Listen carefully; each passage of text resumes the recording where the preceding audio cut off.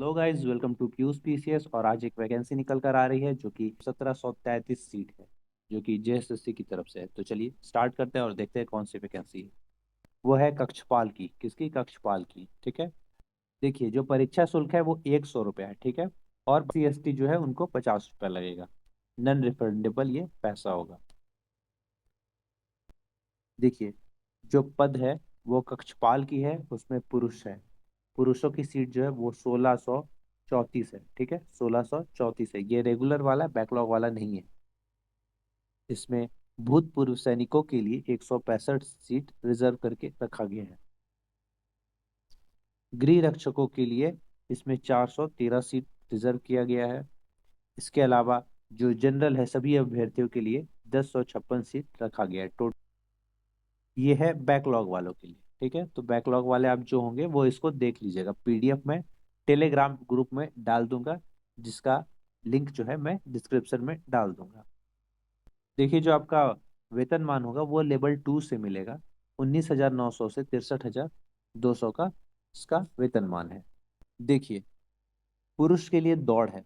उसमें से पुरुष के जो कैटेगरी होंगे, जनरल वाले, ईडब्ल्यूएस वाले और ओबीसी वाले, उनके लिए हाइट 160 सेंटीमीटर होना चाहिए और सीना फुलाकर 81 सेंटीमीटर कम से कम आना चाहिए।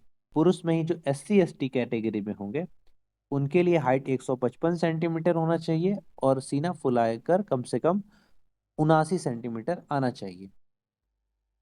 महिलाओं के लिए अर्हता। सभी कोटि में general, OBC, EWS, SC ST प्रत्येक कैटेगरी में हाइट जो है वो 148 सेंटीमीटर से अधिक होना चाहिए, कम से कम 148 सेंटीमीटर होना चाहिए। दौड़ देख लेते हैं। पुरुषों के लिए दौड़ 1 मील यानी 1 किलोमीटर और 600 मीटर की दौड़ जो है वो 6 मिनट में होनी चाहिए। महिलाओं के लिए 1 मील यानी 1600 मीटर 10 मिनट में होना चाहिए। महिलाओं को इसमें कुछ छूट दी गई है। देखिए, जो आपका एज है वो कम से कम 18 साल होना चाहिए। कब तक? 1/8/2025 तक, यानी कि 1 तारीख अगस्त का महीना और 2025 तक आपका 18 साल हो गया होना चाहिए। जो एज का काउंटिंग है वो इसी से काउंट किया जाएगा।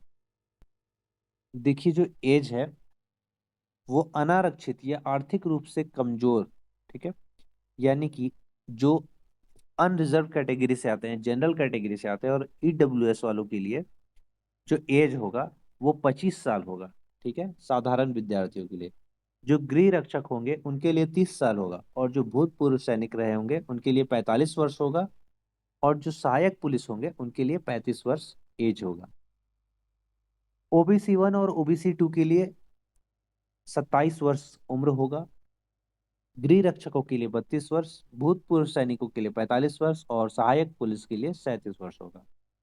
देखिए, महिला में जो अनारक्षित हैं, ठीक है, यानी कि जनरल कैटेगरी से आते हैं ईडब्ल्यूएस वाले और ओबीसी 1 और 2 जो कि महिलाएं हैं, उनके लिए अधिकतम 28 वर्ष उम्र होगा। जो गृह रक्षक है उनके लिए 33 वर्ष और भूतपूर्व सैनिक के लिए 45 वर्ष और सहायक पुलिस जो होंगे उनके लिए 48 वर्ष होगा।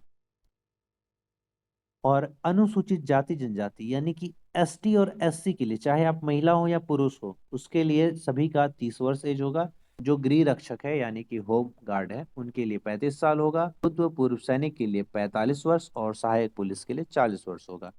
एज का जो काउंटिंग होगा वो 1/8/2025 से किया जाएगा। आरक्षण का लाभ वही ले सकते हैं जिनके पास ये प्रमाण पत्र हो झारखंड का। ठीक है, कौन कौन सा?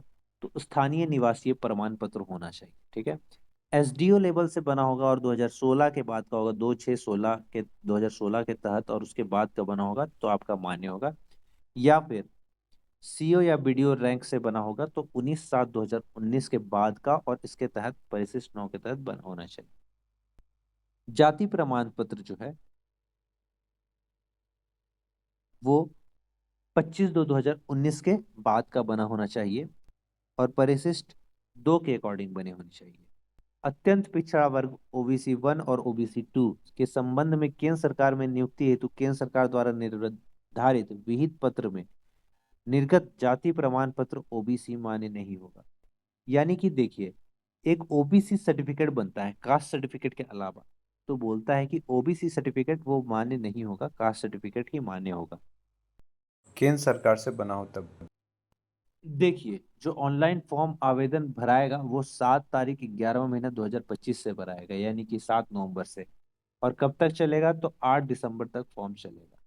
फोटो और हस्ताक्षर अपलोड करने का लास्ट डेट है 10 दिसंबर तक। अगर किसी तरह का अशुद्धि हो गया है तो उसको शुद्ध करने का लिए फिर से लिंक खोला जाएगा 11 दिसंबर से 13 दिसंबर के बीच, तब आप उसको सुधार सकते हैं अगर कुछ फॉर्म भरने में गलती हुआ है तो।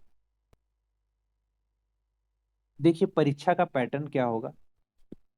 तो परीक्षा जो होगा वो ओएमआर सीट पर होगा। और सबसे पहले परीक्षा जो है वो 3 चरण में लिया जाएगा। कौन कौन सा? शारीरिक मापदंड होगा, यानी कि आपका हाइट और चेस्ट देखा जाएगा। ठीक है। फिर उसके बाद शारीरिक दक्षता यानी कि दौड़ होगा। ठीक है। फिर लिखित एग्जाम होगा। कौन सा? ओएमआर पर। ठीक है। और फिर मेडिकल टेस्ट होगा। 3 चरण में ये एग्जाम होगा। परीक्षा जो है एक ही चरण में लिया जाएगा। और एक प्रश्न जो है 3 अंक का होगा। और एक गलत उत्तर के लिए 1 अंक काटा जाएगा।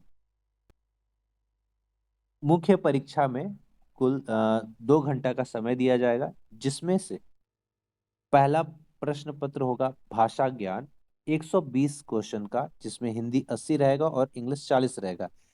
इसमें सिर्फ आपको 30% लाना होगा, सिर्फ 30%, और आप पास कर जाएंगे। इसका नंबर जो है वो मेरिट में नहीं जुटेगा।